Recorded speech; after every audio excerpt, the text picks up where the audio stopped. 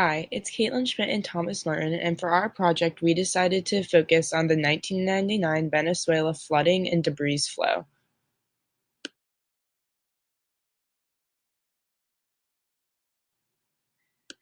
Describing the weather patterns that caused the flooding. There was an abundance of rainfall and flooding that occurred on the days between December 14th through 16th in 1999. The overall cause of the flooding in Venezuela was due to the large amounts of rainfall that transpired over those days. This December is during Venezuela's dry season. A dry season is when the average levels of precipitation is lower than the rest of the months, which are usually part of its wet season.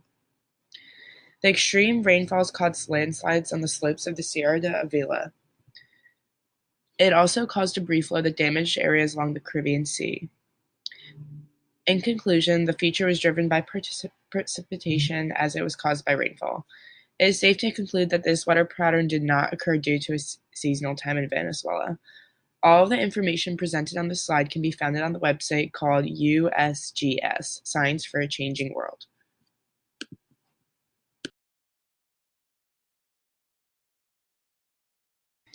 Here are a few images of the areas that were affected by the flooding and a map that shows some more details on the flood and the landslide of the debris.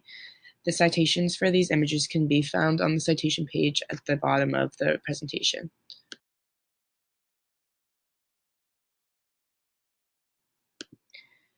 Describe the magnitude of the flooding in the space and the time. The landslides and flooding took place over the course of a 40-kilometer land. This land stretched between La Guaira and Naguita. There are a lot of places within Venezuela that tend to flood easy. The factors that affected the magnitude of the flooding was the large amount of rainfall that transported over the course of those days in December. The information in the slide came from the link from the website floodlist.com, which can also be found on the citation page.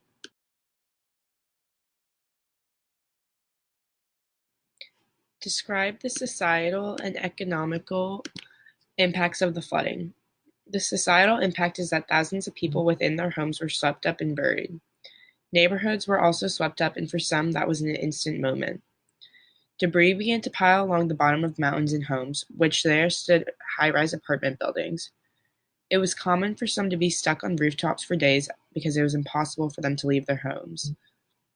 One-third of the city's 6 million residents lived in the mountain-sized shanty towns. The death toll came to be around 5,000 to 25,000. The damage from the event reached about $2 million. There are still remnants of the little homes sit around the town, and apartment high-rise buildings are semi-collapsed. People are still scattered throughout this area, but they are homeless. This event definitely affected the day-to-day life of these people. The information presented on this slide can be found on the link that's from history.com on the citation page.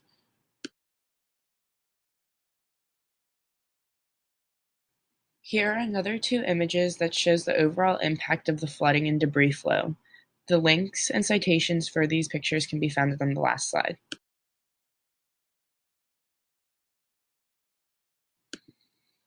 Post-disaster, the Red Cross headquarters in Caracas began to get involved, along with the Venezuelan government officials and military members. As stated in the earlier slides, most of the area post-disaster is in a ghost town with a very small population, those of which are in extreme poverty.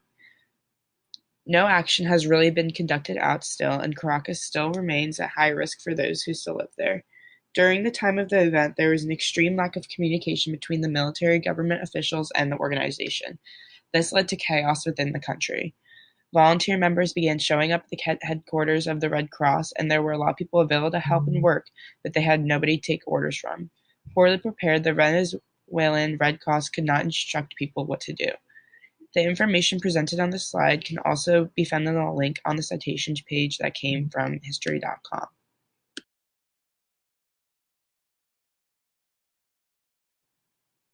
And here is a list of our citations that we used to find our research and pictures. Thank you, and we hope you enjoyed our presentation.